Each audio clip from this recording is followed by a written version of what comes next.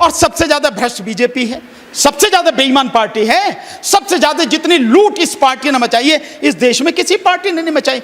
प्रधानमंत्री मोदी के चेहरे पे इस बार सबकी जमानत जब्त होगी कि आरएसएस ये निश्चित कर चुका है कि आने वाले 2022 में 5 राज्यों में चुनाव होगा, वो मोदी के चेहरे पे चुनाव नहीं होगा। और मोदी के चेहरे पे नहीं होगा इसका मतलब यह है कि मोदी का चेहरा अब वोट नहीं दिला सकता, उसकी कहानी हो गई खत्म। इसमें लोकसभा में जिस दिन ईवीएम हटा के बैलेट पेपर से चुनाव हो गया, 50 से ज्यादा सीट टोटल जितने भी सहयोग देना उनको मिलाकर भी बीजेपी की आ नहीं सकेंगे, जमानत जब्त होगी सारे में। आप इन 4.5 करोड़ मुस्लिमों को एक साइड में करके ये बताइए कि बाकी के 19-20 करोड़ हिंदुओं के लिए आपने उत्तर प्रदेश में क्या किया है। यहां तक कि इनके जो अपने साधु संत है वो भी अब खुल के बोलने लगे, वो भी विरोध करने लगे, भैया मंदिर का ये घोटाला, राम मंदिर वाला जो चला जमीन का, लोगों का ध्यान असली मुद्दे से हटा के फिर वही जो सड़ी हुई मानसिकता है हिंदू मुस्लिम वाली, ये भारतीय जनता पार्टी औंधे मुंह गिर चुकी है।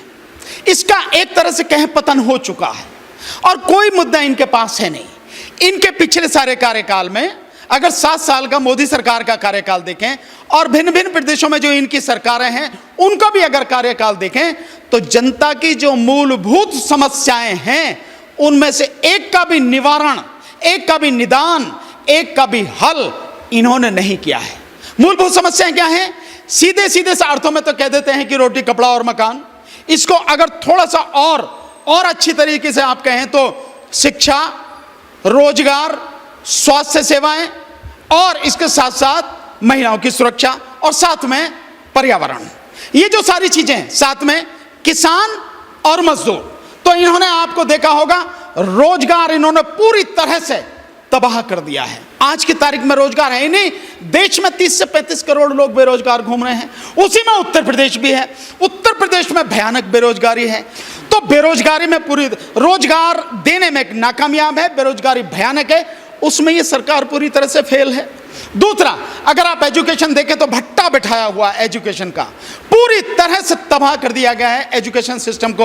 और पिछले 16 महीने से इस कोरोना के चक्कर में स्कूल कॉलेज बंद करके छोड़ दिए हैं, कहीं कोई पढ़ाई नहीं है। और वैसे भी जो टीचर्स की जितनी भर्ती होनी चाहिए वो नहीं है, स्कूल्स जिस तरह से मेंटेन होने चाहिए वो नहीं है, ग्रामीण स्तर पर तो और ही बदतर स्थिति है। तो एजुकेशन का भट्टा बिठा दिया। साथ में आपने इस कोरोना काल में पूरा नंगा कर दिया बीजेपी को और सरकार को, चाहे योगी सरकार हो चाहे मोदी सरकार हो, पूरी तरह से नंगे हो गए। तो जब तुम ये नहीं दे सकते, किसान सड़क पे है, आप देख ही रहे हैं, लगातार देख रहे हैं आप। साथ में जो मजदूर है, मजदूर पूरी तरह से तबाह हो गया, भूखा मर रहा है मजदूर। और श्रम कानून आपने 3 साल के लिए सस्पेंड कर दिए, मतलब खत्म ही कर दिए। एक तरह से सस्पेंशन का मतलब है कि खत्म हो जाना।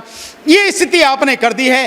पर्यावरण की, प्रदूषण की स्थिति यह है कि प्रधानमंत्री का जो एक संसदीय क्षेत्र है उसी को आप ले लीजिए उदाहरण के रूप में। बनारस की हालत क्या है, जो गंगा है उसमें काई जमने लगी है, पूरी ग्रीन ग्रीन उसका पानी होगा, ये स्थिति।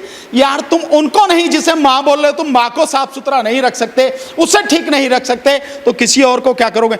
इसलिए हर मुद्दे पर फेल होने के बाद और जब चारों तरफ से थू-थू हो रही है और अंदरूनी कलह जो बीजेपी का सामने आ रहा है और मंदिर के नाम पे जिस तरह से लगातार जमीनों के घोटाले आ रहे हैं, करोड़ों रुपए इधर से उधर हेरफेर हो रही, वो सारा सब कुछ है पूरी जनता के सामने नंगे हो गए।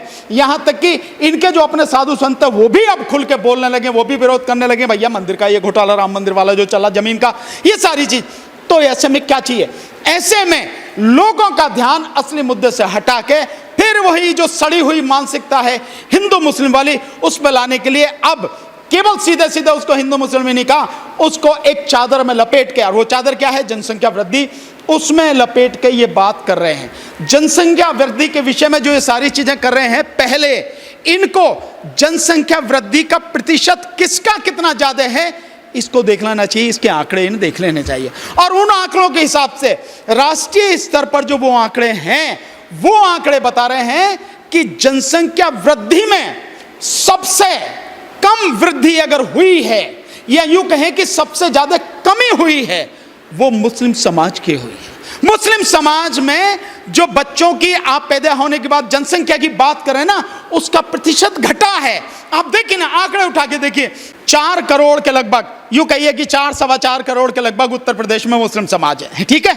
आप ऐसे करते हैं, इसको ऐसे करते हैं, आप 20% के लगभग है, तो आप उसको कि 24 करोड़ में से आप उसको जो 4-4.5 करोड़ को एक साथ में कर दिए, बाकी जो 20 करोड़ जिसे आप हिंदू कह रहे हो, उनके लिए क्या किया है आपने? बताओ ना आप उनके लिए कितनी एजुकेशन दी है, उनको कितने रोजगार दिए हैं, उनकी स्वास्थ्य सेवाओं का कितना आपने ध्यान रखा है, कितने मरे हैं?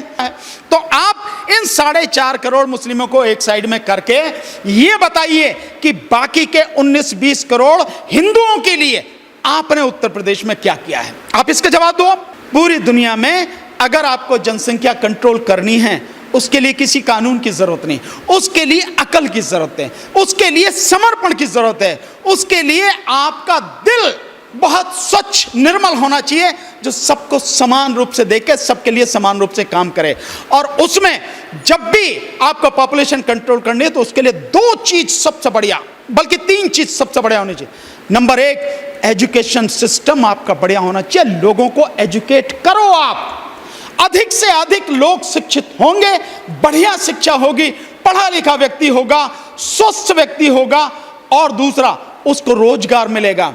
अपने आप ही हर व्यक्ति समझता है पढ़ा लिखा व्यक्ति जो है, यार 2 बच्चों को पालना बड़ा मुश्किल हो जाता है, इससे ज्यादा की क्या करेंगे। ये सब बीजेपी को आप अभी तक नहीं समझ पाए। बीजेपी कहती है कि सबके लिए काम करते हैं, जैसे भ्रष्टाचार सबके लिए खत्म करेंगे, और सबसे ज्यादा भ्रष्ट बीजेपी है, सबसे ज्यादा बेईमान पार्टी है, सबसे ज्यादा जितनी लूट इस पार्टी ने मचाई है, इस देश में किसी पार्टी ने नहीं मचाई। तो ये कहते ऐसा है कि सबके लिए, लेकिन इनका निशाना कहीं और होता है, और निशाना है इनका चुनाव। इसीलिए इसके माध्यम से एक आध को इनका वो भगवाधारी भी घूम रहा, जो कह रहा कि नहीं सही, ये जो काम कर रही है सरकार बढ़िया काम कर रही है, और मुस्लिमों की आबादी जो कंट्रोल होनी चाहिए। अरे मुस्लिमों की नहीं, हर किसी की आबादी कंट्रोल होनी चाहिए, लेकिन वो कानून बना के नहीं, वो लोगों को शिक्षित करके, लोगों को अच्छी स्वास्थ्य सुविधाएं देकर, और लोगों को रोजगार देकर उस सारी चीजों को करनी पड़ेगी। दुनिया का उदाहरण देखो, दुनिया में जो अच्छे अच्छे देश हैं, उन्होंने लोगों को एजुकेट किया, बढ़िया एजुकेशन दी, बढ़िया स्वास्थ्य सेवाएं दी,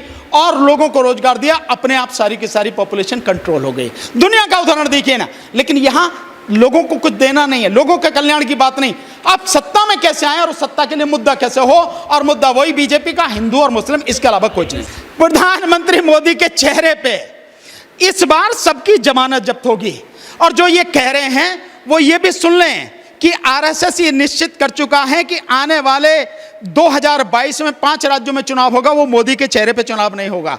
ये भी उनके जो सारा उनके सर्वे है, जो मुखिया है, ये उनकी वहां की सारी रिपोर्ट है जो मीडिया के माध्यम से निकल के आ रही हैं। तो आप देखिए, आपको जानकारी नहीं है, मोदी के चेहरे पे नहीं होगा। और मोदी के चेहरे पे नहीं होगा, इसका मतलब यह है कि मोदी का चेहरा अब वोट नहीं दिला सकता, उसकी कहानी हो गई खत्म। दूसरी जो स्थिति है, अपनी ही जमानत बचा लेना बहुत बड़ी बात है। और मैं दावे के साथ कह रहा हूं, अगर इसमें लोकसभा में जिस दिन ईवीएम हटा के बैलेट पेपर से चुनाव हो गया, 50 से ज्यादा सीट टोटल जितने भी सहयोग देना है उनको मिलाकर भी बीजेपी की आ नहीं सकेंगे, जमानत जब्त होगी सारे में। ये स्थिति है। वोट अब तुम्हारे पास नहीं है, ये नौटंकी तुम्हारी खत्म हो गई, तुम्हारा चाल चेहरा चरित्र नंगा हो गया पूरी दुनिया के सामने।